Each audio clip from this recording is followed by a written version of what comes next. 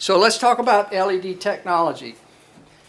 It's a little bit more complicated than a lot of folks realize. You don't just say, well, I've got this is a replacement LED that's the equivalent of a 100 watt incandescent light bulb, like when you go to Home Depot and you buy these, or they say it's the equivalent of. It's not like that. LED lights come with different color temperatures. What do they look like? You know what a BMW headlight looks like? That's 6,000 Kelvin. Very blue-white, really in your eye. And then you get an old-fashioned headlight, it's pretty yellow. That's 2,700 Kelvin. So it's more yellow. And so the correlated color temperature is the color saturation coming out of the light. Now what's interesting about that is AMA came out because LED lights produce white light because the LED chip is actually long wavelength blue or ultraviolet, and they embed it with phosphor. So it works the same as a fluorescent light fixture. The mix of phosphors that you put in there is what determines the color output of the LED. And as you add more phosphors, you can get to the warmer color temperatures. The drawback to that is as you add more phosphors in there, you're trapping more and more heat in the LED chip, which shortens its life expectancy. And in order to get the same amount of light out of it, you have to crank in more watts of electricity. AMA didn't consider that. More emissions from the power plants to power the 3,000 Kelvin lights that they're recommending. Lights have to be more of them built, more of them disposed of. They didn't take a life cycle picture of this thing. And in addition to that, the fact of the matter is that streetlight is outside on the street. And at night before you go to bed, you're inside. And you're dealing with incandescent light bulbs that have significantly greater amounts of the light output in the spectrum that interferes with your sleep than even LEDs do. So the real elephant in the room is your TV, your laptop, your telephone, your incandescent light bulbs, your fluorescent light bulbs, all of which have a lot more of the blue saturation than do LEDs. And the other piece of this is what you're really talking about is spectral power distribution, SPD. And what that says is that I've got a light source, and in order to create a color, I've got all these, you know how color works, you get all the colors blend together and they produce white light. But the amount of power that's being put into different spectrums can vary from light to light. And so you can have a 4,000 Kelvin light that has actually less light in that blue wavelength, the 480 nanometer wavelength that the AMA is concerned with, than a 3,000 Kelvin light. So it's important to understand that you need to look at the AMA's report with a certain level of understanding. And there's a very good article that was written by the Department of Energy by Pacific Northwest Laboratory. Again, it's posted on our website that talks about this issue. And then we have another one on SkyGlow and some of the things that we're doing. If you've ever seen the pictures of Los Angeles before and after with the SkyGlow, it's dramatic when they went to the LEDs. It's really an improvement. So read those articles. It's important to understand that, and you'll be able to address the questions. But you know, the fact of the matter is, though, in terms of people's preferences, if you put up a warm color light and you put up a 4,000 Kelvin light, you're going to find that the general population likes that warm color temperature. They will vote in favor of the 3,000 Kelvin. Your DPW, police, and fire guys will say, no, I like the 4,000 Kelvin. And they're right. There are studies that will show that your reaction time, visual clarity, and all the things that lead to higher levels of public safety are better with the 4,000 than they are with the 3,000. So one possibility you have is to use the 3,000 in the neighborhoods and use the 4,000 on your main thoroughfares. This is all part of your design consideration. Okay? Color rendering we've mentioned. Distribution pattern. LED lights can be purchased with a multiplicity of distribution patterns. Because it's all done optically, you have a type 2 distribution, which is long and narrow. And that spreads that light out and helps fill up the gaps between the lights and makes the light more uniform. Type 3 distribution is more elliptical. So a little more light across the way. So if you've got 4 lanes versus just 2 lanes, type 3 is probably a better choice. Type 5 is circular. So at an intersection where you only have a single light, you may want to use type 5 or type 3. Now my general guideline to you is if you don't want to have this mixed bag of lights on the shelf, so that when one goes out you say, okay, which one of these 57 different styles do I need for that particular location, I'd recommend you go with a type 3. Because that's a good universal application. The exception to that is where you've got very narrow streets with buildings that are right against the sidewalks like you find in many city situations. And in those instances, type 2 is better. The other thing is these lights can be equipped with backlight protection. This is a little shield that clips into them that prevents light from getting over into the second-story window of the house behind the pole. And the nice thing about those is they can be snapped in or screwed in easily if there's a call for them. Internal dimming. In order to dim a light, you have to have the ability to vary the amount of power, the watts or amps of power that are going into the light. And there's a couple ways to do that. Leotech has internal to their fixture 3 different plugs. So you plug it into one of the 3 and it's going to run that light at 350 milliamps, 525 milliamps, or 750 milliamps. So you get 3 different outputs. Cree, Acuity, a couple of the others, Philips, they have an internal dimming switch that has 8 or 9 settings, and they dim it by 10% increments. So in that instance, you can go into the fixture and set the dimming switch to a dial setting of 5, and you're at 50% power. So what that allows you to do, I can show you the town of Canton, was I used one fixture for the entire town except a couple isolated areas. And then we adjusted the fixture in place to meet the requirement at that place. So that meant I only had to have 2 on the shelf. Made it real easy. What's important though is you've got to understand if you're in National Grid service territory, the way they're going to bill you for your street light is they put them in 50 watt buckets. So if your LED street light falls anywhere from 0 to 50, they're going to bill it at 25 watts regardless. So you order the 54 watt fixture from the factory set to 49 watts. It gets a 49 watt label or a 50 watt label. Now you're going to be billed at 25 watts, but you still have that 8 settings that you can adjust it, and you can play with it all day long. It won't affect your bill. These are things that you need to understand are capabilities that exist within the LED so that when you get ready to place your order, you come up with a design and then you pick a product that's going to meet your design and do it at the lowest possible cost. And that's part of the process that we help our communities through, is doing that. So the dimming also is done with a 0 to 10 volt dimming driver. Most manufacturers today, that's the only type driver they're putting in the lights anymore. They don't like producing 15 different brands of the same light. So they just say, you know what, we're going to give it the dimming driver. We're going to give it the ANCA 5-pin photocell receptacle, and that's it. That's how we're going to do it in one flavor.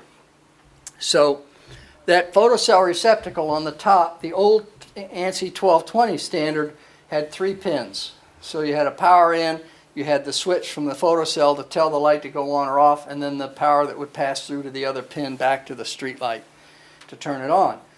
The new ones come with either 5 or 7. They're on the outside, so there's 4 on the outside and the 3 in the center that are in a circle. The 2 of those, pins 4 and 5, are strictly for talking to the driver to dim the light. They won't do anything else. So you can't connect a motion sensor or a weather monitor or anything else to that light. You need all 7 pins if you want to be able to connect other devices to it and take advantage of that communication platform. And we'll talk about the controls in a minute. So what we're recommending, and we have also recommended to NYSERDA, is that communities should always specify the 7-pin, not the 5-pin, because that gives you the future proofing. And what's the difference in cost? It's about $3 to $5. So it's a nominal cost, but it certainly is going to save you a lot of headache later if you decide to go with controls at some point in the future. Well, how much you spend for an LED light? How much should you spend for an LED light? And I've seen wild prices, let me tell you.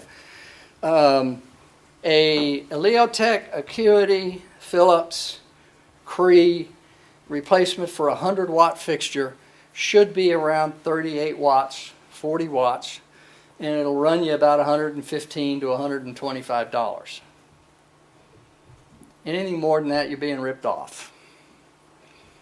Now, quantity does have an impact. So if you're a community only ordering 40 lights through your local distributor, I guarantee you're going to pay a lot more than that. So that's kind of one of the reasons why we're putting together these aggregations. And that's what we did in Rhode Island. We put together an aggregation of 27 communities, and we went out to bid for 38,000 streetlights. Some of those communities only have a few hundred lights, so, but they're getting the benefit of the fact that we had this aggregation. So that's why aggregating is important. Now here's one other thing. I guarantee you your towns will have a 400-watt high-pressure sodium light in it, because somebody felt it needed to be really bright there.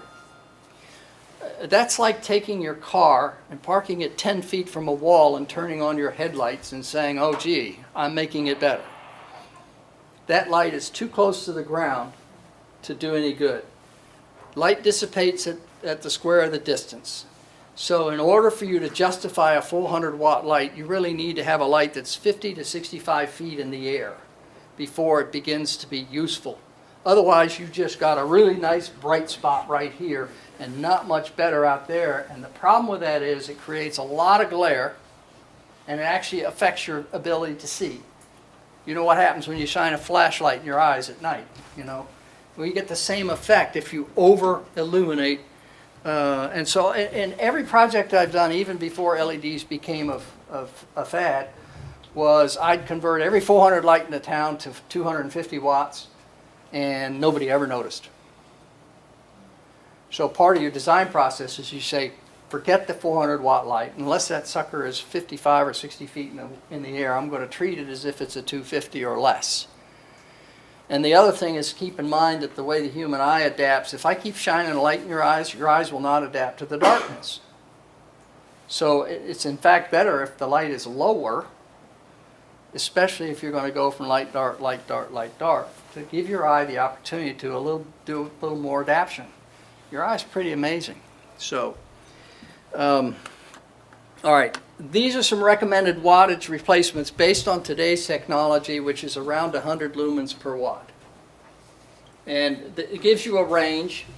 As part of the design process, if you think you're going to go to controls at some point in the future, you have to decide if you want a light that has both up and down side capability. So for example, you look here at the 50-watt high-pressure sodium, which is the most common light in Massachusetts, Rhode Island, and Maine.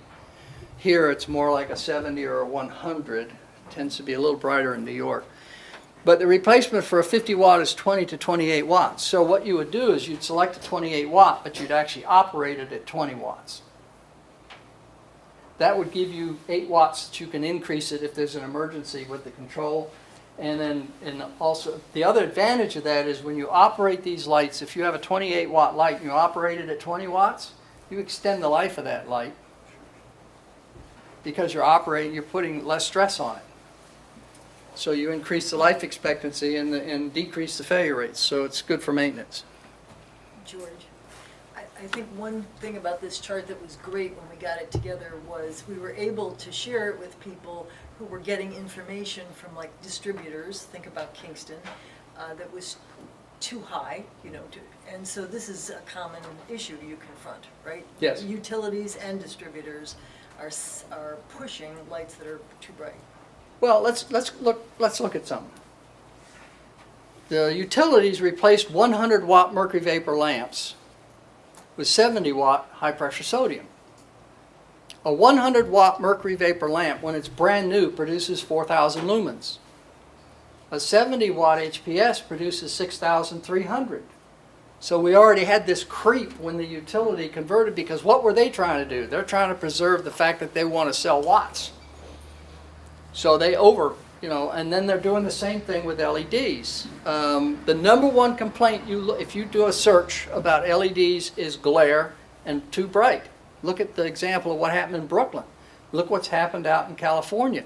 Cities had to take down lights and replace them.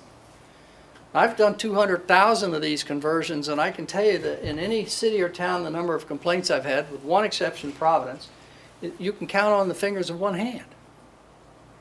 And the problem with Providence was we put in a full-up control system, but because we were dependent on the DOE to get up a tower that had the gateway, we couldn't talk to the controls, and we put them in at the 28 watt level and wanted to operate them at the 20 watt level. So we were operating them all at 28 watts, and people said, "Whoa, what'd you do to us?"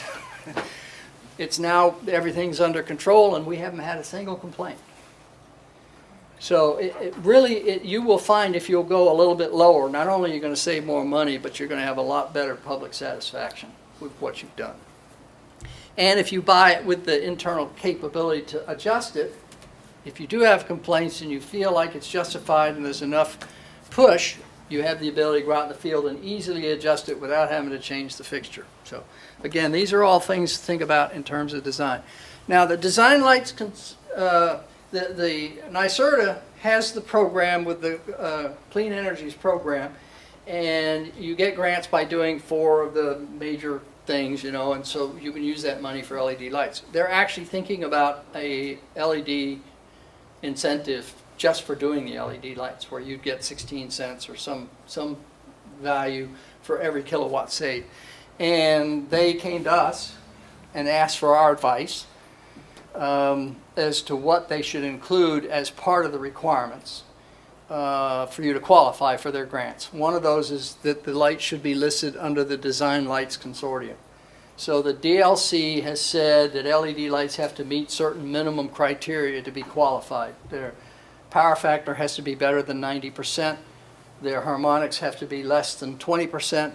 And they just recently, this past year, changed the the efficacy to at least 100 lumens per watt. That caused some top-notch fixtures to fall out of the picture. But the fact of the matter is, I have some fixtures that are at 156 lumens per watt. So they're trying to drive that market and get the most efficient lights out there. So we recommended that the lights should be on their list, the DLC list.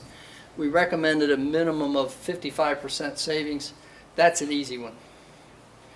The reason why we went to 55% is you may have some communities that actually want to add lights where they don't currently have them, or they may have some areas of the community that are underlit where they feel they need to increase the lighting. So we wanted to provide a little bit of comfort room for communities to be able to do that and still qualify for the grant monies. That was the logic that we had when we made those recommendations. Okay, controls. This is a tough one. Controls are expensive, about $100 to add a control to a streetlight. So you're almost doubling your costs. The labor costs remain the same. It's about $86 or so to install an LED light per fixture. So now we've gone from $120 to $220 to put in a system with controls, and then that depends on whether you have to buy the gateways, which are a single unit that communicates with 15,000 of the lights or however many lights are out there, and then it's tied into the internet either through a cellular or hardwire connection. So that's how you get the information back from the streetlights, is through that AP or that gateway. Do you have to pay for that or not? And then there's also fees associated with the software and with the network maintenance. So those are all things you have to look at. But these manufacturers, these systems operate on 2.4 gigahertz, 5.8 gigahertz. They're in the 500 megahertz. They're in licensed FCC bands. They're in the 900 megahertz. You have GE, which is a completely proprietary system, and they're trying to build it into what they call the power door or the fixture. So, you buy the GE system, you're locked into GE. You have a TALC consortium that's trying to build interoperability so that all of these systems, like your cell phones, a Sprint phone will talk to an AT&T phone, will talk to a Verizon phone. They're trying to get that sort of interoperability. It doesn't exist yet. So and then everybody talks about the Internet of Things. Oh yeah, we're going to do all of these wonderful things. It doesn't exist yet, except in very limited areas. So the real question is, which horse is going to still be on the track at the end of the race? And which one do you pick? And how do you pick it? And then the other aspect of this is the problem, as I see it, is municipal finance. Savings this year, next year is cost avoidance, because whatever you save this year, that got absorbed in the next year's budget, and it's paying for the new police wages, or it's paying for some other program, and now we're all right back to where we were with another new budget we got to create, and all those savings are absorbed, and maybe all we did was keep the tax rate from going up as much as it might otherwise have gone up. That's all we've done. Controls will not save money to pay for themselves. At most, you're talking 22 to 27% savings, but you've already got 75% of the savings when you convert it to LEDs in the first place. So now you're talking about, take a 100-watt light that uses 550 kilowatts a year, you change that to a light that uses 160 kilowatts a year, and then you're going to get a 25% savings of that, so you're going to save 40 kilowatts a year times 20 cents per kilowatt. What do you got, $88? And this device costs $100? So how long, what's the return on your investment? Plus maintenance for it. So there is no return on investment on controls. Why do you buy controls? You buy controls because of the future capability that you can use the control for. It's for that extra, the weather monitor, the traffic monitor, the camera capability, and all of those kinds of things. And because there's enough savings associated with converting to LEDs to cover the cost of this. If you decide to wait, the problem is you're going to have to go back to the taxpayers and ask for more money to pay for the control system. But the benefit of waiting is the controls are going to get less expensive, and maybe we'll figure out which horses are going to be left on the track at the end of the day.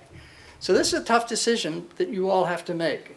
I've installed 40,000 controls so far, and I'm wrestling with making these systems work, training the customers, and managing all of this. And it's, I will tell you, it's not easy. It's also another complex failure point for your streetlights. So this is something you need to have serious discussions internally as to whether controls make sense. Talked to some folks this morning where maybe what we want to do, and I'm doing this down in Rhode Island.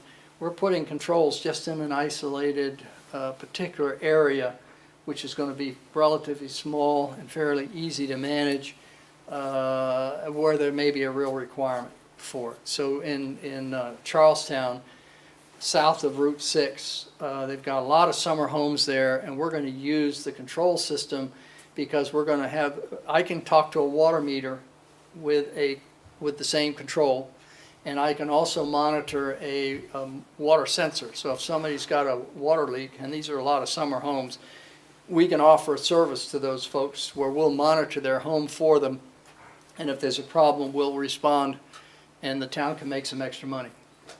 So that's why we're doing it. In North Smithfield, they've got an industrial area, and they want to put this in the industrial area to help enhance the industrial area and make it more attractive for businesses. So these are the kinds of reasons you'll do it, but basically understand it's going to significantly increase the cost and complexity of your project and the future maintenance of your system. Think about it before you make that decision, and then think carefully about which system you choose. There are several companies out there that are in the water meter business. They've got millions of these things, like Silver Springs has 500,000 of these controls they sold to Florida Power and Light. They've got 21 million of these devices that are in electric meters.